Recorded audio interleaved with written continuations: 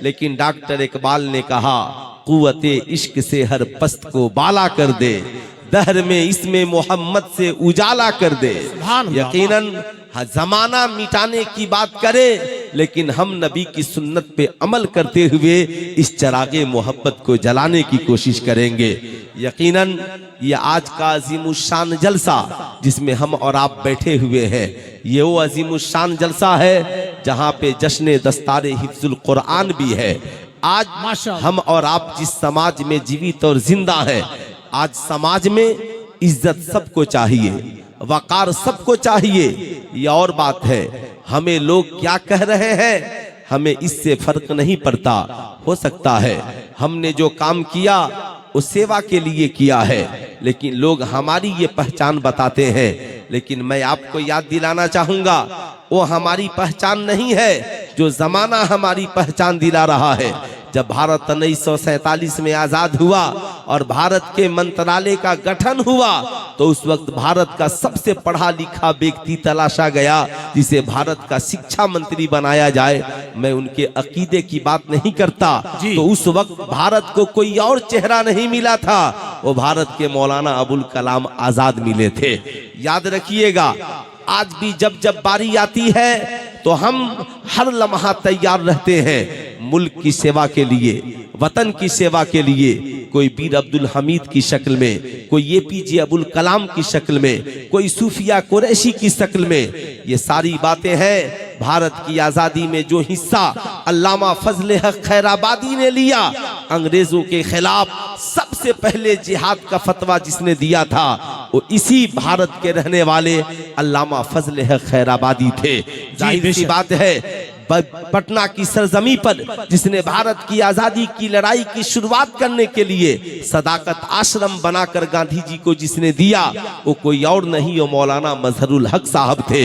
ये सब के सब पढ़े लिखे थे, बावकार थे, इनके इल्म का जवाब नहीं है। लाओ अल्लामा फजले हक खैराबादी के फतवे की तरह कोई फतवा लाओ मियाँ।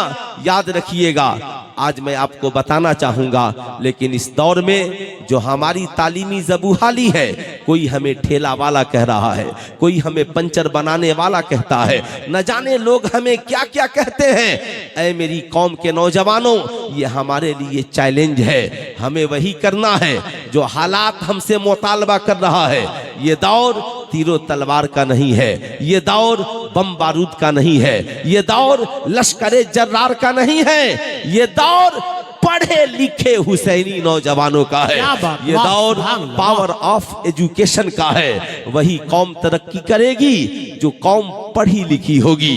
याद रखिएगा, आज समाज में इज्जत सबको चाहिए, मर्द हो, औरत हो, बच्चा हो, बूढ़ा हो, जवान हो, पीर हो, मुरीद हो, इमाम हो, मुक्तदी हो, शवहर हो, बीवी हो, झोपड़ी में रहने वाला हो, बिल्डिंग में रहने वाला हो, इज्जत सबको चाहिए। मगर इज्जत मिलेगी कैसे, वकार मिलेगा कैसे, जमाना आपका रिस्पेक्ट करेगा कैसे? ये कोई जरूरी नहीं है कि एक झोपड़ी वाले के लिए लोग खड़े नहीं होंगे। शर्त यह है कि उसे अपनी मंजिल पाने के लिए मेहनत करनी पड़ेगी। ऐ कुरान, तू तो हुदल्लिन नास है, तू ही बता कि इंसान को इज्जत मिलेगी कैसे? हम झोपड़ी में रहने वाले हैं मगर इज्जत बंगले की बराबर चाहते हैं। हमें जमाना अकलियत कहता है मगर हम अक्सरियत पे गालिब आना चाहते हैं। कुरान कहता है इज्जत की सिर्फ एक राह है, ऊतुल इल्मा दर्जात, जो इल्म हासिल करेगा अल्लाह उसके रुतबे को बढ़ा देगा। जो शिक्षा ग्रहण करेगा अल्लाह उसकी इज्जत में इजाफा कर देगा। जो तालीम याफ्ता होगा अल्लाह उसकी इज्जत को बढ़ा देगा। यही वजह है मेरी माँ बहनों, तुम भी कान खोलकर सुन लो। तुम चाहती हो कि तेरा बेटा इज्जत पाए, तेरी बेटी इज्जत पाए। लोग जो आज आपको झोपड़ी में देख रहे हैं, आपकी औलादें बड़ी महलों में इतराएं, तो महलों में इतराएं, तो आपको अपने बच्चों के इखलाक को संवारना होगा, उनके किरदार को संवारना होगा, उन्हें तालीमी मैदान में उतारना होगा। सिर्फ गौसे आजम का फातिहा नहीं, बल्कि गौसे आजम के माँ के किरदार को अपनाना होगा, उनके कैरेक्टर को अपनाना होगा। तारीख शाहिद है, दुनिया की सारी माएँ अपने बच्चों को दुनिया में जन्म देने के बाद पढ़ाती हैं, मगर ये गौसे आजम की माँ है जिन्होंने अभी दुनिया में बेटे को जन्म नहीं दिया है, पेट में ही 15 पारा का हाफिज़े कुरान बना दिया है। मियां लाओ ऐसी माँ। क्या बात, अल्लाह अकबर, वाह वाह वाह, सुभान अल्लाह, सुभान अल्लाह, जिंदाबाद जिंदाबाद। सिर्फ ख्वाजा कुतुबुद्दीन बख्तियार काकी की चौखट पे जाकर चादरें ही मत चढ़ाओ, कभी उनके किरदार को पढ़ो। उनकी माँ कितनी नेक थी कि उन्होंने ख्वाजा कुतुबुद्दीन बख्तियार काकी को दुनिया में जन्म देने से पहले पेट में ही 18 पारा का हाफिज़े कुरान बना दिया था। आपने कभी सोचा हमारी कौम सिर्फ ये समझती है हमने चादरें चढ़ा दी, हमने हक अदा कर दिया, हमने फातिहा दिला दिया, हमने हक अदा कर दिया? नहीं, कभी अल्लामा अब्दुल हक मुहद्दिस देहलवी की कब्र पे भी हाजिरी देकर के देखो।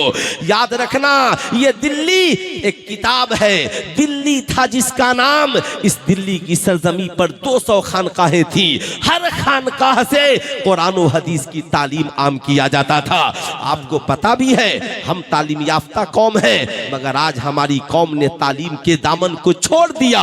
इसलिए मैं आपसे कहूंगा, समाज में हर इंसान अपने इल्म के मुताबिक इज्जत पाता है। डॉक्टर अपने इल्म के मुताबिक, इंजीनियर अपने इल्म के मुताबिक, साइंटिस्ट अपने इल्म के मुताबिक, प्रोफेसर अपने इल्म के मुताबिक, आलिम मौलाना मुफ्ती अपने इल्म के मुताबिक। ऐसा नहीं होता कि डॉक्टर की जगह इंजीनियर को रख दिया जाए, इंजीनियर की जगह मास्टर को रख दिया जाए, मास्टर की जगह मैट्रिक पास को रख दिया जाए, मुफ्ती साहब की जगह आलिम साहब को रख दिया जाए, आलिम साहब की जगह हाफिज साहब को रख दिया जाए, हाफिज साहब की जगह नाज़रा खां को रख दिया जाए। एमए पास की जगह बीए पास नहीं ले सकता, बीए पास की जगह इंटर पास नहीं ले सकता, इंटर पास की जगह मैट्रिक पास नहीं ले सकता। इसलिए मेरी कौम का हर शहजादा शहजादी ये कान खोलकर सुन ले, आज जो आपके जहन में ये बात है कि इंसान पैसे से अमीर होता है, यह आपकी भूल है। हमें अपने बच्चों को बताना होगा इंसान पैसे से अमीर नहीं होता, इंसान दौलत से अमीर नहीं होता, इंसान तो पावर ऑफ एजुकेशन से अमीर होता है। जिसके पास जितनी ज्यादा तालीम होगी उतनी ज्यादा सरकारें उनकी तनख्वाहें मुकर्रर करेंगी। याद रखिएगा, उतना ही ज्यादा कंपनियां उन्हें तनख्वाहें देंगी। इसलिए मैं कहूंगा, आज छोटे छोटे बच्चे समझते हैं शायद पैसा का नाम ही अमीरी है, इसलिए कि जब बात अमीरी की आती है लोग कहते हैं फला करोड़पति है, फला अरबपति है, फला लखपति है। मैं कहना चाहूंगा यही वजह है शायद नौजवान आईपीएल में सट्टा लगाते हैं, जल्दी मुझे अमीर बनना है, जुआ खेलने चले जाते हैं ताकि जल्दी हमें अमीर बनना है। बाज लड़कियां कॉलेज में पढ़ते हुए साहब अपने जिस्म का सौदा कर बैठती हैं, माज़अल्लाह, वो सोचती हैं शायद हमें जल्दी अमीर बनना है। बाज नौजवान साइबर क्राइम में कदम रख देते हैं, शायद हमें जल्दी अमीर बनना है, मगर इस्लाम कहता है अमीर बनो और रिज़्क़ हलाल कमाओ, पाबंदी नहीं है, मगर चोरी करके अमीर मत बनना, डाका जनी करके अमीर मत बनना, माले हराम कमा करके अमीर मत बनना, साइबर क्राइम करके अमीर मत बनना। अगर समाज में इज्जत के साथ अमीर बनना है, डॉक्टर बनो। याद रखना, मैं आपको बताना चाहूंगा, ऐ मेरी कौम का हर बच्चा बच्ची ये सुन ले, एक डॉक्टर पढ़ लिख कर डॉक्टर पहले बनता है, समाज का अमीर इंसान बाद में बनता है। एक साइंटिस्ट पढ़ लिख कर साइंटिस्ट पहले बनता है, समाज का अमीर इंसान बाद में बनता है। एक प्रोफेसर पढ़ लिख कर प्रोफेसर पहले बनता है, अमीर इंसान बाद में बनता है। याद रखिएगा, एक इंजीनियर पढ़ लिख कर इंजीनियर पहले बनता है, समाज का अमीर इंसान बाद में बनता है। मुफ्ती साहब पढ़ लिख कर मुफ्ती पहले बने हैं, समाज का अमीर इंसान बाद में बने हैं। सैयद कैसर खालिद साहब पढ़ लिख कर आलिम रब्बानी पहले बने हैं, समाज का अमीर इंसान बाद में बने हैं। याद रखिएगा, ये इल्म है जो इंसान को अमीर बना देता है, ये इल्म है जो इंसान को साहबे किरदार और इखलाक बना देता है। इसलिए मेरी कौम कौम का हर शहजादा शहजादी जान ले, हमें समाज का इज्जतदार और अमीर इंसान बनना है, मगर तालीम के जरिया बनना है, एजुकेशन के जरिया बनना है, शिक्षा के जरिया बनना है। यही वजह है मियाँ, आप याद कीजिए दुनिया के सबसे कामयाब इंसान का नाम क्या है? आपके जबान पर एक नाम आएगा मियाँ, दुनिया के सबसे कामयाब इंसान का नाम मोहम्मदुर रसूलुल्लाह सल्लल्लाहु अलैहि वसल्लम है। दुनिया के सबसे कामयाब इंसान हुजूर है। बादज खुदा बुजुर्ग तुई किस्सा मुख्तसर ला युमकिनु सनाओ कमा काना हक्कहु। बरेली के रजा फरमाते हैं सबसे आला व औला हमारा नबी, सबसे बाला व आला हमारा नबी, सारे ऊंचों से ऊंचा समझिए जिसे, है उन ऊंचों से ऊंचा हमारा नबी। कुरान ने कहा वरफाना लका जिक्रक, महबूब मैंने आपके जिक्र को ऊंचा कर दिया है। तभी मेरे उस्ताद ने कहा था ऊंचा जो चढ़ गया है गिराया न जाएगा, रिफात की मंजिलों से हटाया न जाएगा। खुद रब्बे कायनात ने रोशन किया जिसे, फूकों से वो चराग बुझाया न जाएगा। इसलिए मियाँ अल्लाहु अकबर, अल्लाहु अकबर, बहुत अच्छा हजरत, माशाअल्लाह, जिंदाबाद जिंदाबाद जिंदाबाद, माशाअल्लाह, बहुत अच्छा। माशाअल्लाह, आप सब लोग समझ रहे हैं ना? नारा नहीं भी लगाइएगा, मेरे टाइम तो चलेगा, रूहुल अमीन साहब के वक्त जिंदा रहिएगा, ठीक है? माशाअल्लाह, मैं तो फकीर आदमी हूँ, खड़ा हूँ, आप सिर्फ मुझे सुन लीजिए। मैं ये अर्ज कर रहा था, ऐ मेरे दोस्त, दुनिया के सबसे कामयाब इंसान है हुजूर। मैं चाहता हूँ कि एक मिसाल दे दूँ ताकि आपको बात समझ में आ जाए। दुनिया में सबसे ज्यादा कामयाब आप किसे मानते हैं? इस वक्त पूरी दुनिया में सबसे ज्यादा कामयाब साइंटिस्टों को माना जाता है, रिसर्चरों को माना जाता है, उन्हें ब्रिलियंट माना जाता है। सारे दुनिया के सारे साइंसदानों को समेट दीजिए तो इंडिया में नासा है, नासा की ऊंची उड़ान को समेट दीजिए तो चांद का सफर है। आप ईमानदारी से बताइए, दुनिया में सारे ब्रिलियंट, अमेरिका के अक्लमंद, चाइना के अक्लमंद, रशिया के अक्लमंद, पूरी दुनिया के अक्लमंद जमा हो गए। कुरान ने 1450 वर्ष पहले कहा वल कमरी इज्जत तसक लतरकबुन्न तबकन अन तबक फमा लहुम ला युमिनून। कसम है उस चमकते चांद की, एक जमाना आएगा लोग सवारी बनाएंगे, चांद के ऊपर चले जाएंगे। कुरान ने कहा चांद पे जाने वालों फमा लहुम ला युमिनून। अब ईमान क्यों नहीं लाते हो? चांद पे जाकर भी बेईमान रहे, ये तुम्हारी किस्मत है। अब ईमान क्यों नहीं लाते हो? अब जरा ठहरिएगा। ए मियां, सारी दुनिया की रफ्तार, अक्ल वालों की रफ्तार, अमेरिका फख्र में है, मेरे बच्चे चांद पे चले गए। इंडिया को फख्र है, मेरे साइंटिस्ट चांद पे चले गए। सारी दुनिया के साइंसदानों को फख्र है, मेरे स्टूडेंट चांद पे चले गए। यानी सारी दुनिया की तरक्की चांद तक है। ऐ चांद तू बता, तेरी तरक्की कहां तक है? चांद कहता है सारी दुनिया की तरक्की मुझ तक है और मेरी तरक्की उंगलिये मुस्तफा तक है। मेरी तरक्की उंगलिये मुस्तफा तक है। सूरज उल्टे पांव पलटे, चांद इशारे से हो चाक, अंधे नजदी देख ले कुदरत रसूलुल्लाह की। मियां, मैं बताना चाहूंगा, ये नबी है, इशारा करे तो चांद दो टुकड़े हो जाए। ये नबी है, झूले में झूला झूले, जिधर इशारा करे चांद उधर चला जाए, तारे उधर चले जाएं। मियां, जमाना सारी दुनिया के अक्लमंदों को जमा कर दीजिए।